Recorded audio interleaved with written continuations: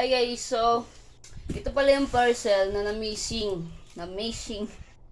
Kasi itong parcel na to, na-address to sa ibang tao. Yung January 13 ko pa daw to na-order, tapos dumating ng January 19 sa ibang address. So, paano nangyari kasi, nagulat ako pag open ko ng Lazada apps ko, may parcel na na-receive. Ito yon. Nagulat ako kasi wala naman ako in order. Tapos feed na siya by GCash kasi yung Lazada ko, nakalink doon yung GCash ko. Kaya pala, yung pera ko, sa GCash, nabawasan ng 915 dahil pala dito. So, hindi ko talaga to in-order, guys. So, kaya nung nakita ko yung address, sa utan siya napunta. Kay, pangalan niya? Kay Rogelio Takmo, GR. So, sorry po sa abala.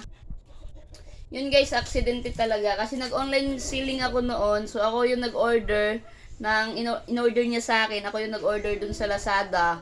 Yung address at number niya, kinuha ko. So, nung nag-order ako noon, nakalink na yung address niya at pangalan niya sa Lazada apps ko. Kaya, every time na nag-order ako, first address niya at name niya yung lumalabas. So, ganito yung sample niya guys pag may orderin ako. Yung address niya agad yung bubungad. Hindi ko kasi alam paano mag-delete. Pero ngayon tinuruan ako ng kapatid niya. So, na-delete na yung address na yan dito sa apps ko. Tapos, that time, January 13, nasa bayan ako nun. Itong cellphone ko kasi may diferensya, nakakabagsak ng anak ko. Kaya, nagpipindot-pindot na yung screen. So, yun guys, na-order to nang hindi ko alam at hindi ko sinasadya. Pero maganda naman to. Siguro okay lang. So, ngayon guys, mag-unbox na tayo. So, thank you pala sa delivery ng GNT. So, kay Tagopa. Thank you, Adeng, sa kasi siya yung kumuha doon sa utan. Hindi naman ako baka alis-alis ng bahay. So, siya yung pumunta doon sa bahay nila, kina Sir Rogelio. So, talagang hinanap ko talaga yung buti na lang kilala ng mga tao dito. So, unbox na natin to guys para makita natin kung ano to.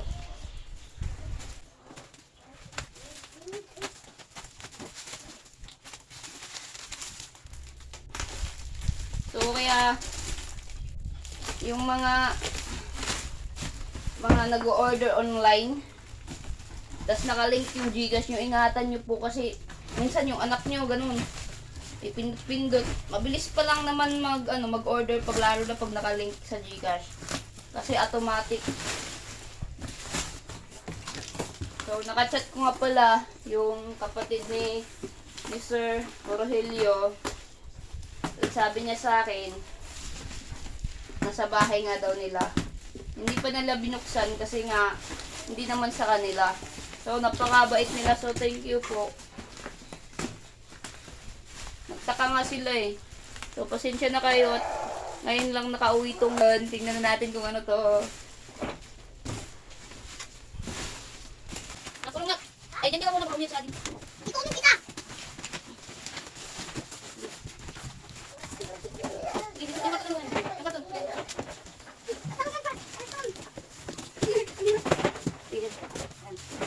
Tanggalin mo yung carton. Bumalik ka na kay Ading para hindi siya umiyak. Tingnan ko nga. Wow! Ang ganda! Ito pala yun. So,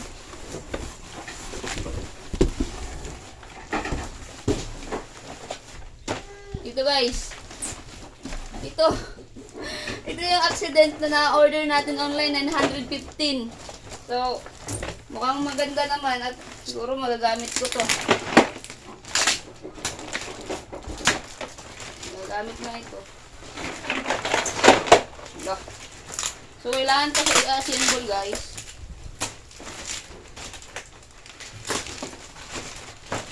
Bumilim na dito sa amin.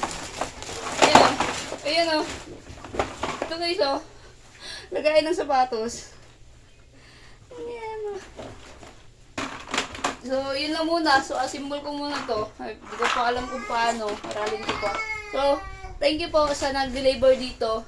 Papasalamat ako. Tsaka, thank you din sa nag-receive. At thank you dahil hindi kayo tulad sa ibang tao na baka mamaya, pag nagtanong ako kung saan yung parcel at tinanggi na kasi may mga taong ganun. So, hindi naman lahat ng tao is mabait, di ba? So, thank you po. So, ito pala yun guys. So, nagkaroon tayo ng ganito sa aksidente na pag-order natin, no? So, wala naman talaga akong balak na mag-order ng ganito.